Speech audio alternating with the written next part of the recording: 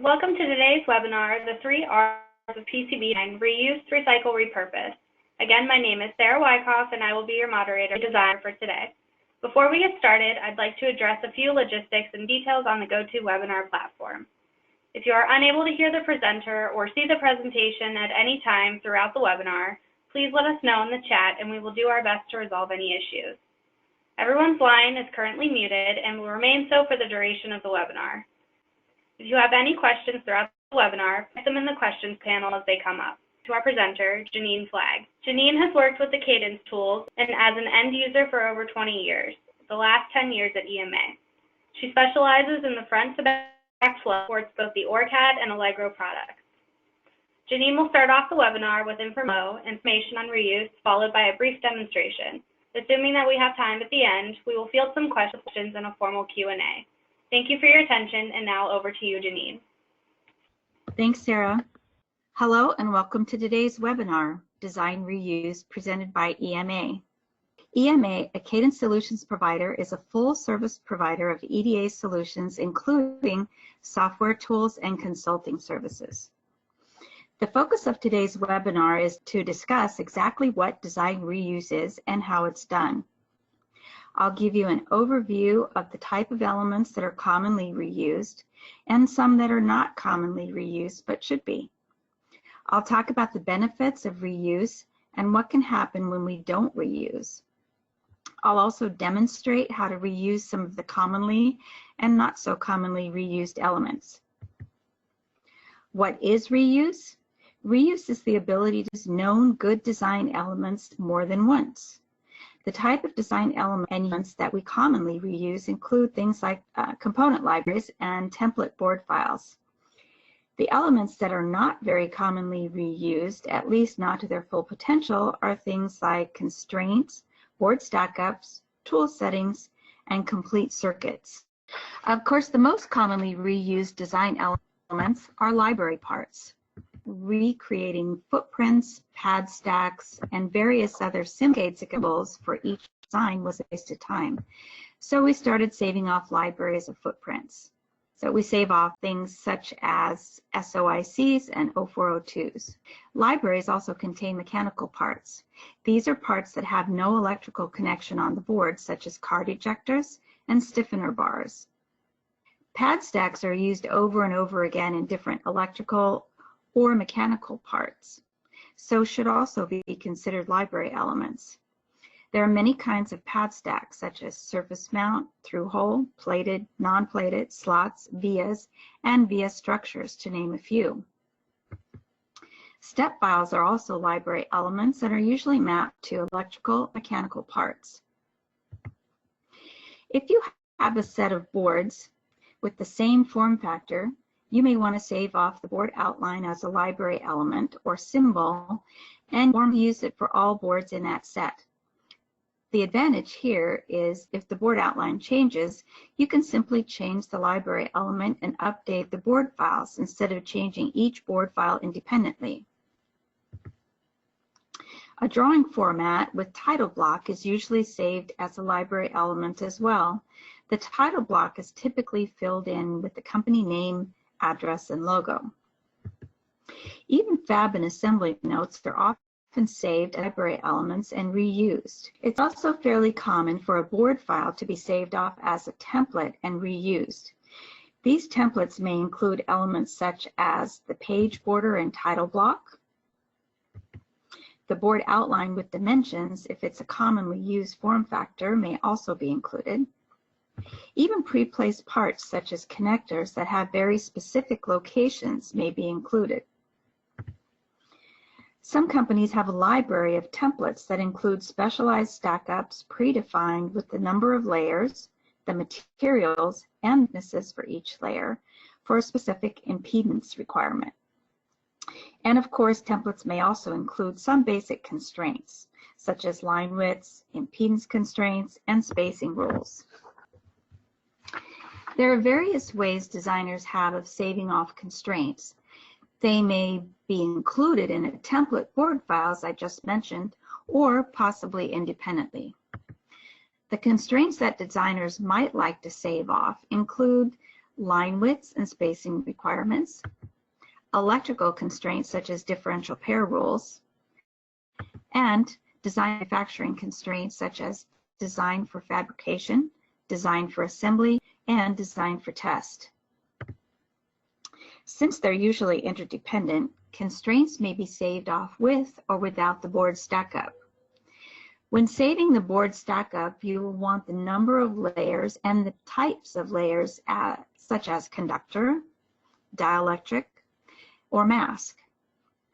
The materials used for each layer, such as copper and FR4, and the thicknesses of each layer, and which layers may contain embedded components and cavities. Reusing tool settings will save you the trouble of resetting your preferences each time you start a new design. Most designers have specific colors they prefer to work with.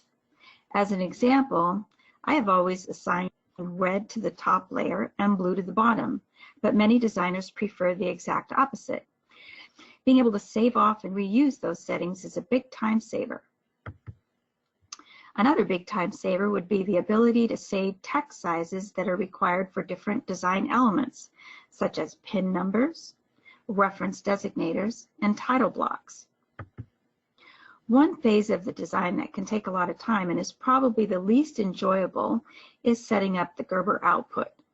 Wouldn't it be nice to simply save off and reuse it for every design? So finally, there is circuit reuse, the ability to save off and reuse an entire circuit.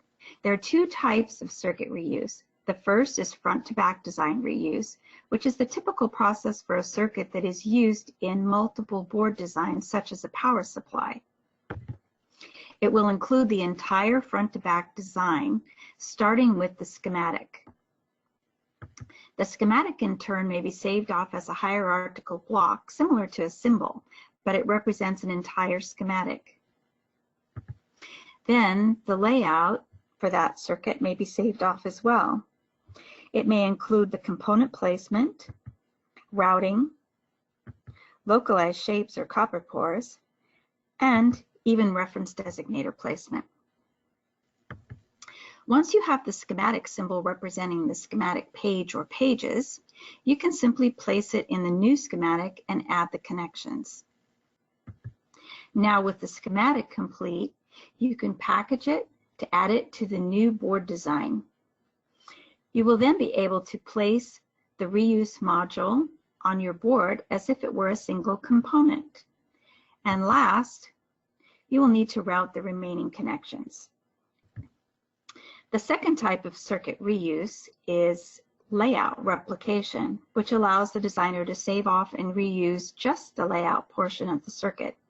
This is the typical process for designs that have multiple identical channels.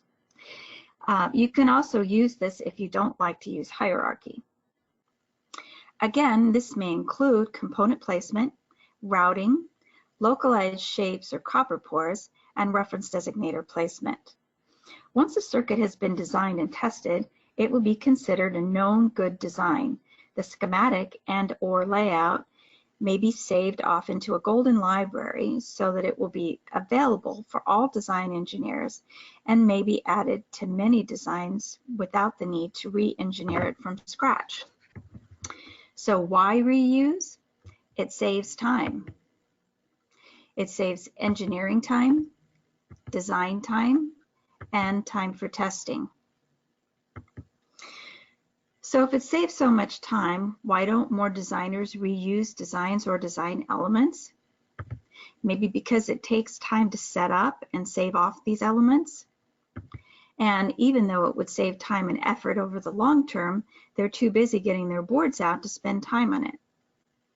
They may also not know exactly what reuse functionality is available in their existing tools, or how the reuse functionality works on all design elements. Now let's talk about what can happen when we decide not to implement reuse.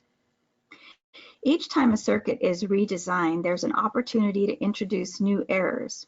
Errors can reduce yields, cause reliability problems and costly respins, which increases manufacturing costs, causes project delays, and missed time to market.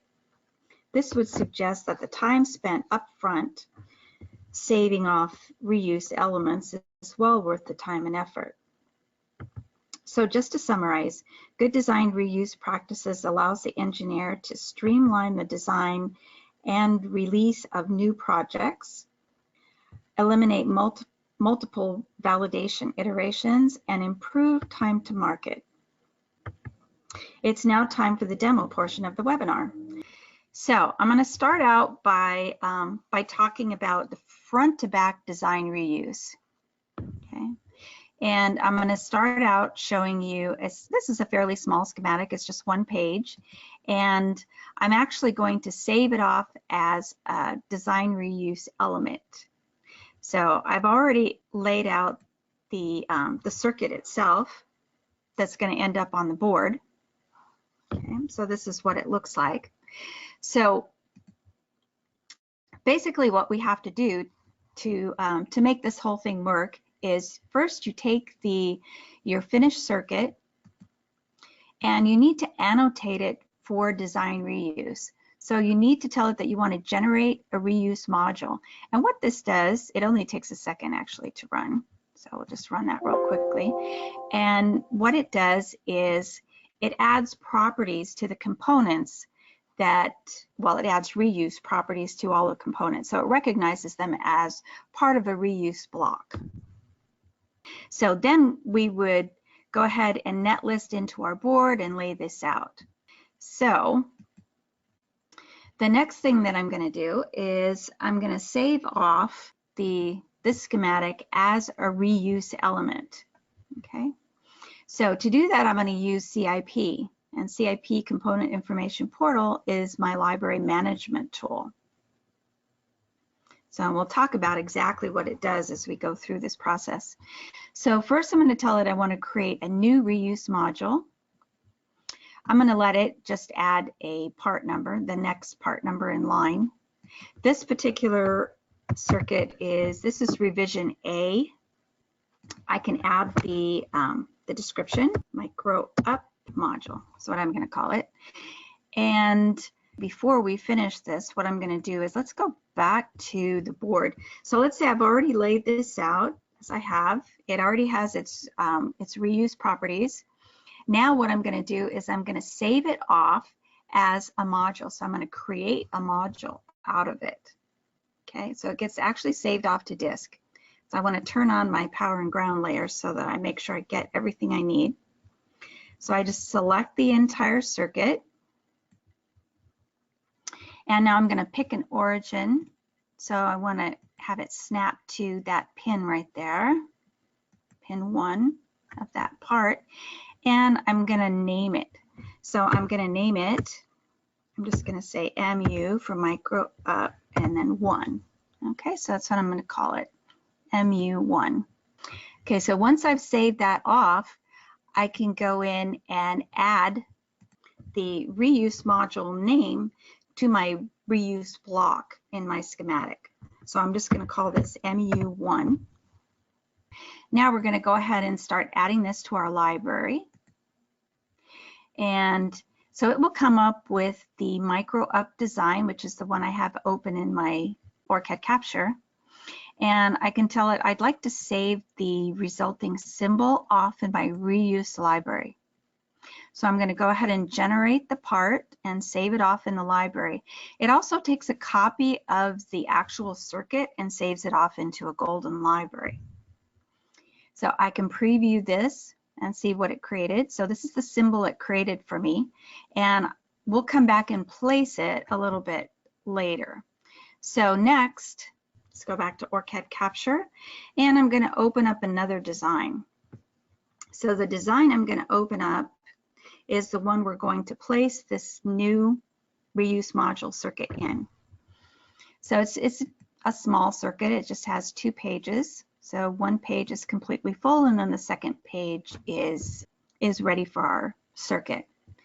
So now I could go into CIS and find it and place it, but I'm actually just going to go ahead and place it right from CIP because it's available right there for me. Okay, so I'm going to place it down, it's connected. So I'm going to, let's place it right there. And I'm going to finish connecting it using the auto wire feature. So I'm going to connect just a couple more pins.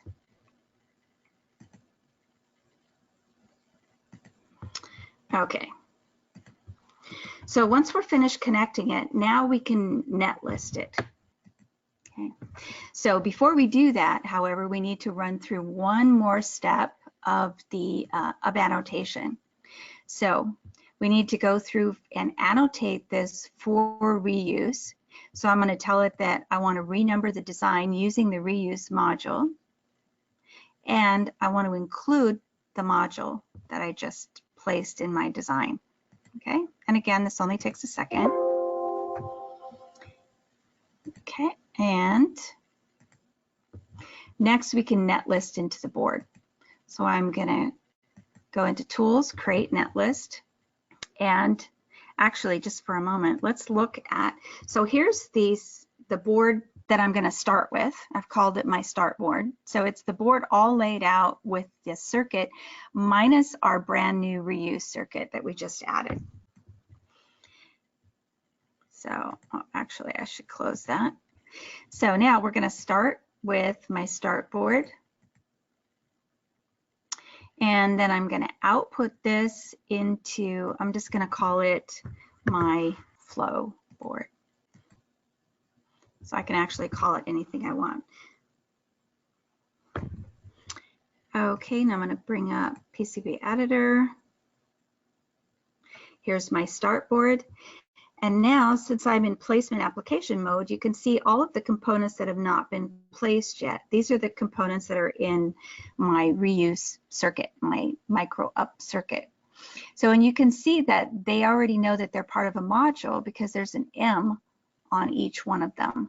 So next thing, so one thing I should have mentioned, actually, let's go back to our original circuit. So our original circuit is a 6-layer design. And if we go into the stack up, we can see how we've set up the stack up already. We have a top and bottom layer. We have 2 internal planes, ground and VCC, and then we have 2 internal signal layers. So I'm going to look at this. Yeah, so we've set up all of our thicknesses for each layer, the copper and FR4 that we're using. We've even gone in and calculated how we want, what we need, what type of line widths we need for a certain impedance. So I've said here that I want a 60 ohm impedance. So basically what I did was I typed in 60 ohm and it went off and calculated exactly what I needed for 60 ohm. And it says I need a 9.03 line width. Well, probably 9 is good enough. So, and yes, it's still good enough. So I decided that that's fine. 9 on the external layers and 5 on the internal layers will give me a 60 ohm impedance. So when I set impedance constraints, I already kind of know what I'm looking for.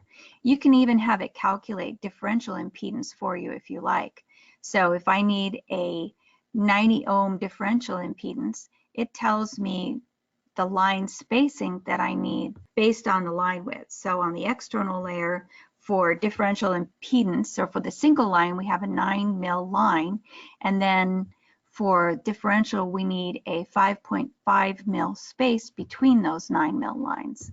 And on the internal layers, it would be 5 and 5.5. Okay, so, and we've also set up a fair amount of constraints. So if we go into the constraints here, we can see that I've created a couple of constraint sets. Some of them have some wiring rules. So I've said I want certain nuts to be daisy chained. I want the stub length no longer than 300 mils. I want these buried on internal layers, and I want the exposed length, so the length running on the external layers, to be no longer than 300 mils. Okay. I've specified a maximum of 2 vias per net. I've set up a 60 ohm impedance, so we already know what line widths we need for that based on our stack up. And I've set up some length constraints. So if we go through, we can see what connections need these rules. Okay, so they've been already assigned. So we need this information to follow us through to the design that we're placing this on, right? So we need the stack up information. We also need the DR or the constraints. So what I'm going to do here is I'm going to export a TEX file. And the TEX file that I'm exporting is going to include the stack up and the constraints. You can actually create one that's more generic and doesn't include the stack up, but I've decided to include the stack up here. So, and I'm going to call it micro up and export it. So it just takes a few seconds to do that. Okay. So now before I can place my my circuit here, because I only have 2 layers here, actually we can go into the Stackup Editor, and I only have a top and bottom layer right now, so I know that I need more layers. Okay, it's okay if I have extra layers, but I need a minimum of 6 layers for this design because that's what it uses. Okay, so here's the stack up. I haven't really gone in and calculated any impedances or anything like that yet. I don't really have any constraints either.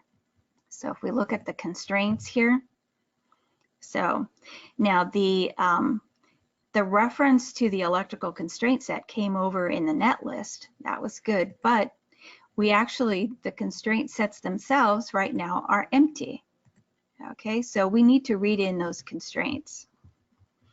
Also in the physical domain, we don't really have any constraint sets except for our default, and also in the spacing, the same thing with the default. Okay, so what I'm going to do here now is I'm going to import the TEX file that I created. It's micro up. I'm going to import it and run a DRC update while I do it. So that's done. So now if we go back and we look in our stack up, we have the stack up that we needed. So we have top, bottom, ground, VCC, 2 inner signal layers. We even have the calculations that we did earlier for our impedance. Okay, so we don't have to redo any of that. And if we go into the constraint manager, I now have my constraint sets are now populated with the proper constraints. And they've actually already been assigned to the correct nets.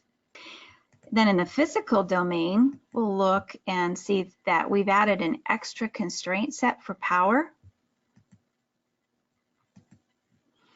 And so for power, we want a 15 mil line width, but it can neck down to 12 mils, but only for a maximum length of 1,000 or an inch. So, and then we've also assigned that, it's been automatically assigned to our power and ground nets. So, and the same thing with the spacing domain. We've created a 6 mil spacing requirement, and we've actually gone ahead and it's been automatically assigned to our powers. Okay, so now all I need to do is go ahead and place my circuit.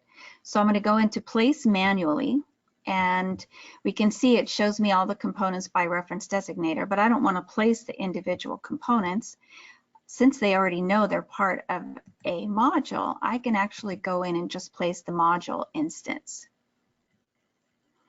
So we'll bring this in and place it right there.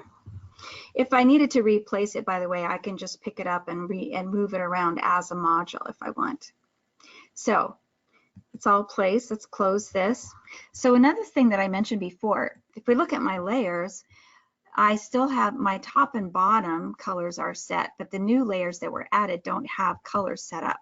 So I can import my color settings. So I have parameter file that includes my colors. So my preferred colors. So I can go ahead and import them, and See, it's set up all my colors. So this way I don't have to go into the color palette and go to the various layers and domains and set up different colors.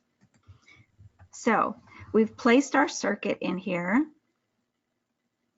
We've got our constraints in, we've got our layer stack up in. The only thing we need to do now is route these. So I'm actually going to move off and open up another design. So sure, we'll save this. And I'm going to open up the design completed. So here's the complete design routed. And oh, we've also added our ground and power layers. So, or we filled in our planes. So we have a ground plane and we have a VCC plane. So once we've finished with our design, the last thing we need to do is create our outputs, right? So one of those things is your Gerber outputs. So if we go into manufacturing and artwork, oh, I've already imported it. So by default, the system actually goes in and it creates a film control file for every electrical layer. And then what you can do is you have to go in and create your own paste mask, top and bottom, silk screen top and bottom, solder mask top and bottom, assembly drawings, fab drawings, the whole thing. You have to create each one of them by hand. So once you've done that though, you can actually save them off, which I did. And I saved them off into a film setup file. Okay, so once you import that, it takes just a second and it can read in all of those other files. So once you have them, you can use them to view any layer that you want. Okay, so here's my assembly drawing. So because I use the same layers every time I create assembly drawings and fab drawings and everything, that's why I can actually reuse my film setup. Okay, we can look at the ground layer. Let's zoom in around that. So there's my ground layer. Paste mask. So there's my paste mask for the bottom side of the board, and this paste mask for the top side of the board. So, and by the way, those films are actually saved here under your views. So you can go to any of your films.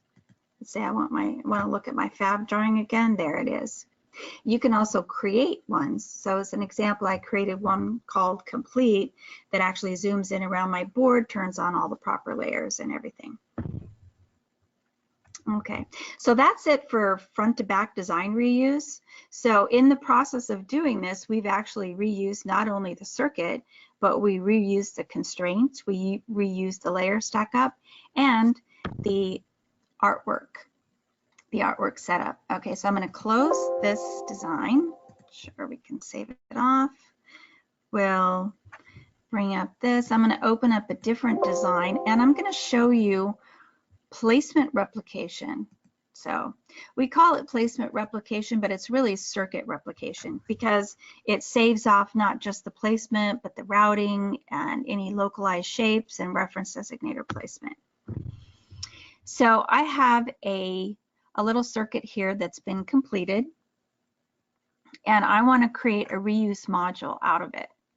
So we can zoom in around it. Again, I need to be in my placement application mode to do this. So we get in placement application mode. I can select my circuit. I'm going to right click here and tell it that I want to create a replication module. And it tells me to make sure that if you look down here in the command window, it actually walks me right through the command. So make sure I have selected everything and do a done. And then I can choose an origin point, which is going to be the center of that pin. Okay, so now I'm just going to call this mod 1 for module 1, and that's what I'm going to reuse. Okay, so now we can see that there's a whole bunch of components that are not really placed on the board yet.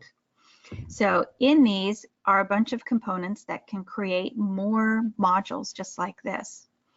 So what I'm going to do is to select all of them. I don't really need all of them, but that's okay. It will disregard any that I've selected that it doesn't need. And I'm going to apply my Mod 1 module to the circuit. Here now, because it's not really looking back at the schematic, in each one of these modules, in each one of these channels, we actually have two decoupling capacitors that have identical package, identical device type, and identical connectivity. So it's going to give us an opportunity to swap to make sure we get them in the channel that we want them in. Okay, so if you had your schematic handy, you would go through and swap these. I'm not going to worry about it right now, so I'm just going to hide that and say okay, and I'm going to place each one of these modules as I go. And as you can see, I didn't use up all the components there, but that's okay. So we're finished with that, and we can zoom in properly here. Okay, so we have all of these circuits. Now, as you notice, I didn't really spend time kind of lining them up or anything. So I can go in and select them right now and say that I would like to align the modules. And I can also equally space them in the space given. Okay. So we're almost done, but it looks as if we need to swap a couple of modules. They're just not quite in the right place. So I can go in and select a swap module, select one module, and then the other one that I want to swap it with. So, and that works out great. So now I have them all lined up. I have them in the right order, but of course you have a change that comes, right? Always. So what I'm going to do, I'm just going to make a simple change. I'm going to go in and change the line width actually of some of these lines. I'm going to make them 40 mils just so that they show up really well. Okay, so we've changed the line width, so you can see that it's different from the rest of them. And now I'm going to update the rest easily. So I don't want to have to go in and change each one and go in and do exactly what I just did there. And most of the time, of course, your changes are going to be more difficult than that, so you definitely don't want to redo them. So what I'm going to do is, first I need to go in and set my super filter to module. Then I'm going to select this module and then right click and select I want to place replicate update. So I want to update this replication module. Okay, got everything selected that I need. So I do it done, and then I'm going to say yes, this is the module that I want to update. So I want to update it on disk, and then I want it to update every reference to that module that's on my board. So if I go ahead and say save, yes, I want to update it, and now it updates every instance of that module in my design.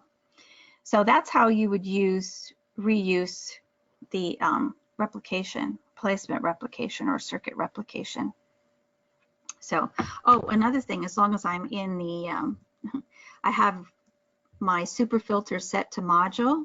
If I go and select a module, I can pick it up, move it around, I can rotate it, I can mirror it, okay? And everything mirrors properly so that everything that was on the top is now on the bottom, even though it has blind and buried vias and micro vias and all kinds of things, everything mirrors properly. Okay. So, and there's actually one other short thing that I wanted to show you, and that is via structures. I mentioned via structures just briefly in my presentation, that you can save them off. So this is how you would do it. If you go into Route, via structures, and I want to create some via structures, okay? So, and I have several different ones here that I want to save off. So I've created these, I've drawn these, and now I have one, and I'm just going to call this C lines. because it only has connect lines in it. Okay, so yeah, and via structures can contain almost anything. So I've selected those C lines. I'm going to pick an origin point for them, let's say right in the middle of this pad, and it's going to ask me if I need to define any return path vias. No, not for this one. There's actually no vias at all here. And then it saves off an XML file to disk. So this can actually be saved anywhere, and you can have a library of these. So we save that. It gets added to the list that I have here. So the next one that I want to create is this one here, and it has 4 return path vias. So I'm going to say return path via 4. So that's what I want to call it. And now I'm going to select it. And again, I'm going to specify the origin point. And this time, yes, we do want to identify the return path vias, or the via, for the via structure. Okay, so those are my return path vias. Say complete return path via, and then it saves off an XML file. Okay, the next one has shape and vias. So I'm going to say shape, I'm just going to call it SV, that'll work. Okay, I'm going to select this. Here's the origin point in the center of the pad, and it saves off the XML file. And I'm just going to do one more real quickly. So this next one is, actually it's another one for differential pairs. So this other one here was also for differential pairs. I'm going to call it DP underscore return path via 2. Okay, so that'll be good. And we'll select it. I'm going to specify the origin point there. Yes, we need to tell it which ones are the return path vias. These 2 are return path vias. And you say OK.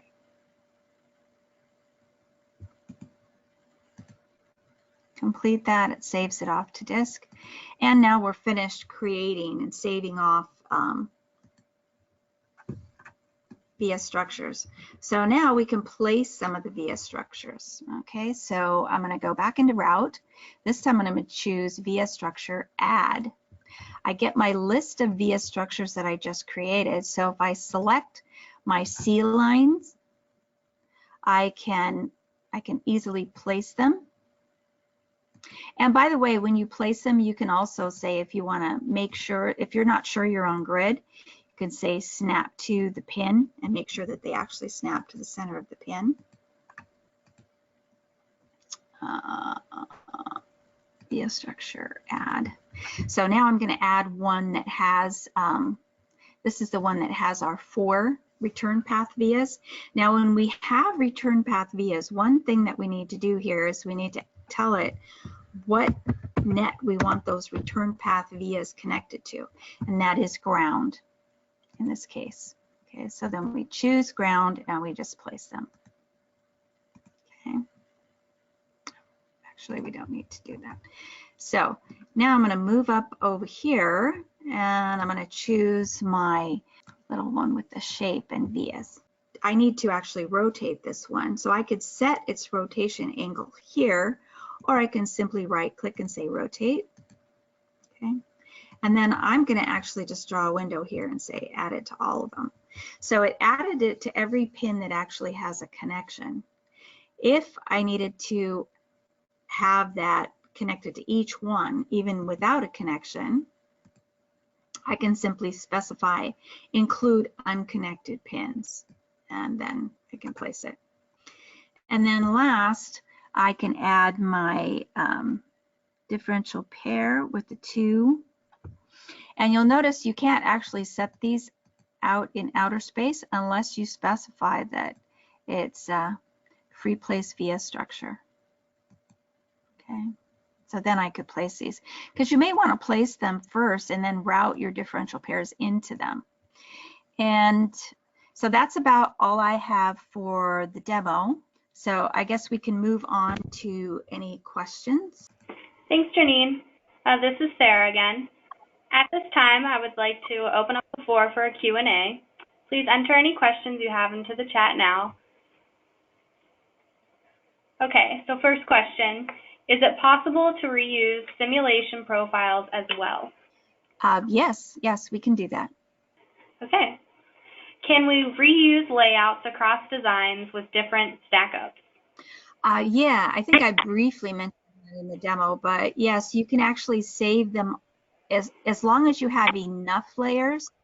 If you have more layers than you need, then you'll probably need to map some of the layers when you go to place the module. But yes, you can do that. Okay. Can you change the layout of a reuse module once it has been added to the board? Yep.